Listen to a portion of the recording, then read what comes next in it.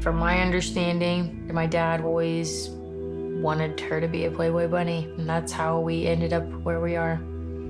I think she did it out of respect for him, really. Wow, a sign for your hand. She was very modest, I believe, and we would tell her how beautiful she was, and she would think, no, you know, she wasn't good enough. She was trying to get a music career started in country music, and she was trying to get established in Nashville at the time. And Playboy had backed her on that, so they were trying to help her with the connections in Nashville. It was about 18 months time frame that they went from Stacy's first pageant to Mrs. Ohio to Playboy. It was all very, very quickly. But to me, she was my mom. Looky, this is Risky. Can you say hi to Risky? Yes, this is your new puppy. She never came off like she was, oh, I'm all that in a bag of chips. Like, it just never came off that way to me. I saw her as what she was, you know, a human being who had to get ready like everybody else and put one shoe on in front of the other, just like everybody else. When I met Stacy, I felt like she was very well-spoken. I felt like she was much more accomplished than I was, especially, you know, I was just out of high school. So I thought, wow, and she was Mrs. Ohio, and I looked up to that. Stacy was on a really clear trajectory, and I know she was probably thinking about Playmate of the Year next, and then on into the entertainment industry. Jim was pretty excited. He was proud of her and proud of the work that she'd done and was ready to continue. My dad would do her hair and her nails and her makeup, and he just made sure that everything was perfect, picture perfect. It was always about taking care of her. He would call, oh, I understand you and Stacy are rooming together. He was so nice and just very concerned about Stacy. It seemed like he was incredibly supportive, very secure, wanted Stacy to go on to be Playmate of the Year and have a country music career and all those things. In the 90s, when Playmates were competing for Playmate of the Year, the magazine always wanted to know who the readers wanted. So they would have this 1-900 number people could call to cast a vote. Like, they would press a number for whatever month. But also, there was this component of it where callers could elect to have a conversation with the actual Playmates. And actually speaking to the Playmate over the 1-900 number would make the Playmate seem so much more accessible. This is news. This year, as in the past, callers can go on record by nominating their choices for Playmate of the Year, but they can also hear messages from their favorite and leave messages for the ladies. Playmates will answer some calls personally.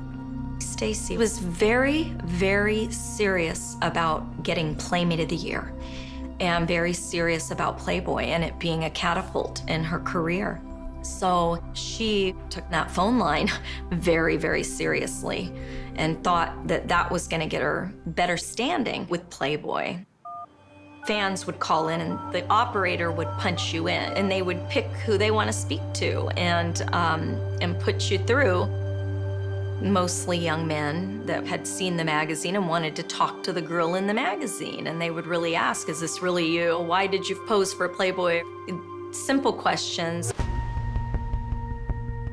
So these women were talking to all these anonymous callers that they don't know, and they're not trained to handle these conversations. So they could have been asking these women for any kinds of subtle hints as to where they lived or where they might be during a certain period of time. We were all told, you don't engage. You've got to be very careful with the things that you say and how you say it.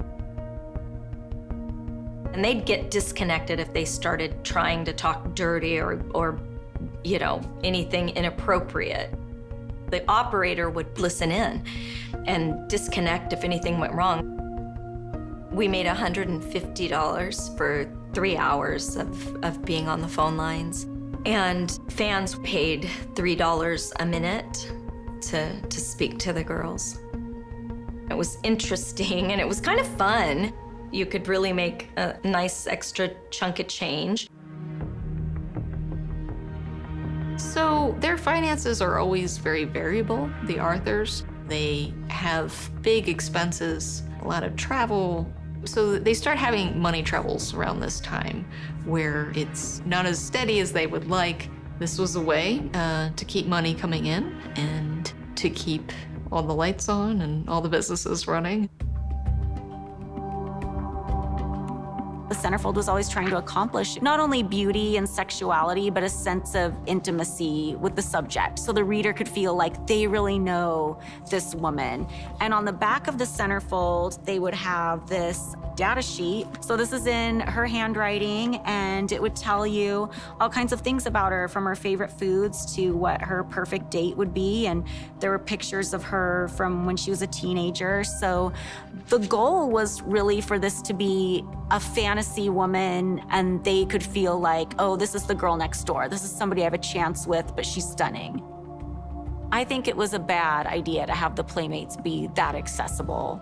I'm sure so many men called and then felt like they really knew these people. And it's kind of shocking to me that the Playmates were asked to do that. I feel like that's kind of crossing a line.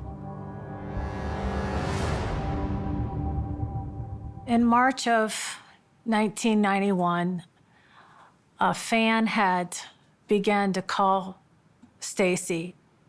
His name was James Lindbergh. And he loved to talk to the Playmates. He would call regularly and stay on the phone for long periods of time. James Lindbergh is a 32-year-old man who lives in California. He's really a loner. He doesn't seem to go out that often. He, starts calling this line. I remember talking to James. He talked about his grandma. He's missed his grandma and loved his grandma. He wasn't inappropriate. He didn't say anything sexual. It was just the way he was so emotionally, serious. He would, didn't have a sense of humor. I noticed that right away, and I thought, that's not right. He was the only one that made me feel kind of sad and bad. In my Playmate issue, they write up things for the girls in the magazine. And the writer mentioned we used to water balloon tourists in Las Vegas. And it would make us laugh. He would say, well, why would you do that? I don't understand. Why would you have done that to people? And I said, I'm so sorry. I'm sorry. Yeah, I feel bad about it. I feel really bad.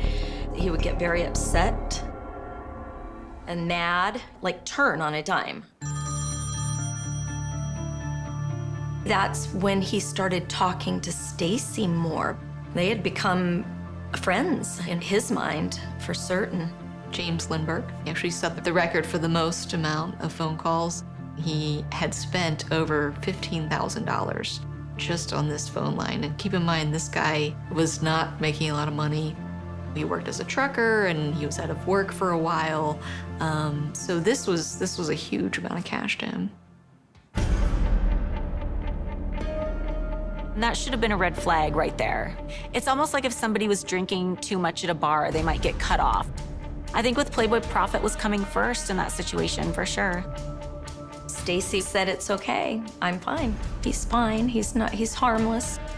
None of us knew the road that she was going would lead to the dead end that it did.